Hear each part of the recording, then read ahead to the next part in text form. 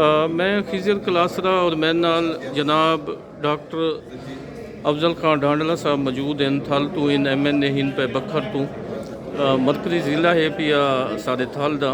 डांडला साहब डिवीजन का इशू चलता पे तुसा इन उत्ते खासी गुफ्तगू भी की है, पहले भी की है और मैं भी सुनी है, बाकी दोस्तों भी सुनी है। बखर इट सेल्फ डिवीजन क्यों नहीं बन सकता? कोई उनका ऑप्शन है कि उनके चो ही नवा ज़िला निकले?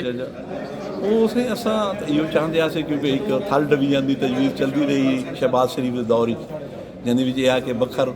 सदर मकाम हो क्योंकि सेंटर ऑफ थल है तो थल डिवीजन बनाया वजे उनके नाल लैया तो मियाँ वाली को मिला के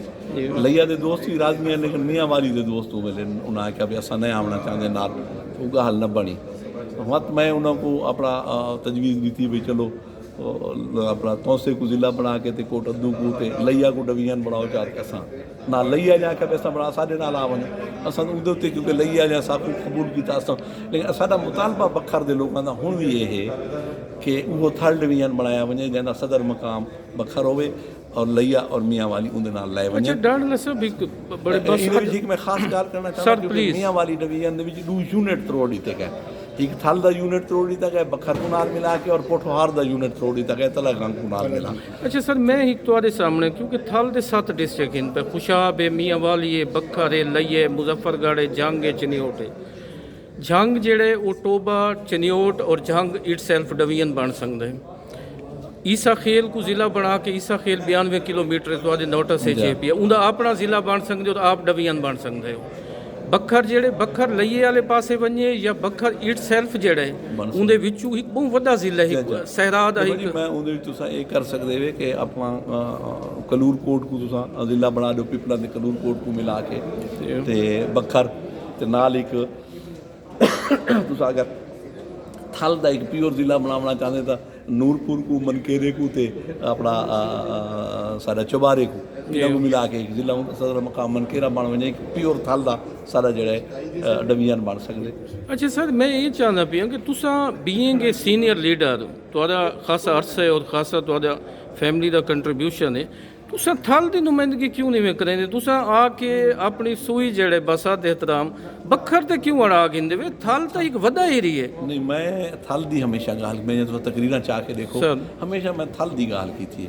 और चूँकि बखर नाल सारा ताल्लुक है सारा हल्का है हल्के के लोगों की गाल करनी जरूरी होती है लेकिन मैं थल को अपने तकरीर का मरकज़ बनाया। मैं थल के किसान का नूहा पढ़िया था, मैं थल के किसान या मुश्किलात दसे, मैं थल के लोगों या मुश्किलात दसे, थल की महरूमी का जिक्र किए मेरी तो हर तकरीर से भी थल झलक दे। सर तुम्हारी तजवीज़ आई पई शहबाज शरीफ को और अप्रूव भी थी थल मेडिकल कॉलेज दी वो केड़े स्टेटस थे अज? सर शहबाज शरीफ के दौर ही थी सब में सुर्ख बत्ती के पिछू उन्हें ला दिता वो मंजूर तो उन्हें किया लेकिन अमली तौर पर उन्होंने सिर्फ फिजिबिलिटी की हद तक जमीन भी लोकेट थी लेकिन अगर उन्होंने गल न चल सकी क्योंकि वो वक्त की ब्यूरोक्रेसी उनकी मुखालफत की थी। वत वो गल मैं इनके दौर इमरान खान के दौर टोरी लेकिन थल यूनिवर्सिटी तो बन गई सारे को बखर लेकिन थल मेडिकल कॉलेज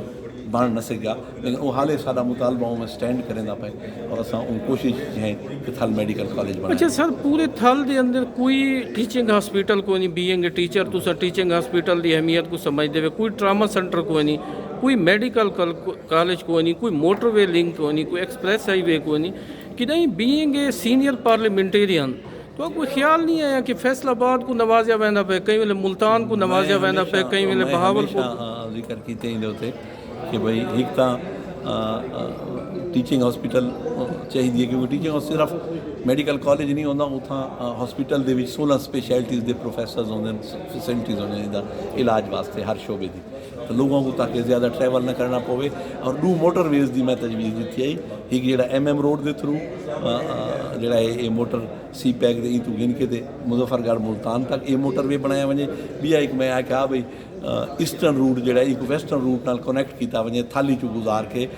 वाया बखर डेरा इसमाइल खान नाल मिलाया वे ये 2 मोटरवेज़ बनाओ और इन्हों का संगम बनते सराय मुहाजिर के उत्ते उत्थे इंडस्ट्रीयल स्टेट बनाई वे इकनॉमिक जोन बनाई वे थल के अंदर ये मेरी तजवीज़ कई दफ़ा मैं अपने तकरीरन है पई है। अच्छा सर लास्टली सूबा महाज अली कार कोई बनन वेंदा पे नवा धड़ा नवा ग्रुप नवा पोलिटिकल पार्टी इससे अगर लोगों के कोई मफाद वास्ते अगर उन्हें इस्तेमाल करना हो या सराइका को जिमें अगे करेंदे रहन तो भला एक दफ़ा वत कारगिल सन सूबा महाज बनया लेकिन सूबे की काल तो न थी न सूबा बनया न सूबे की काल थी वो एक लूला लंगड़ा जियां सैक्ट्री डेरी तो ने उन्होंने वो जड़ा कि वो दुखा का मदावा नहीं न वो जरूरत है। मैं तुहाडा भी नियाज़मंद हाँ मज़ारी साहब के इंतज़ार का भी शुक्रगुजार हाँ कि तुसां दुआ ने टाइम दिते और मेहरबानी की। बहुत शुक्रिया सर, थैंक यू।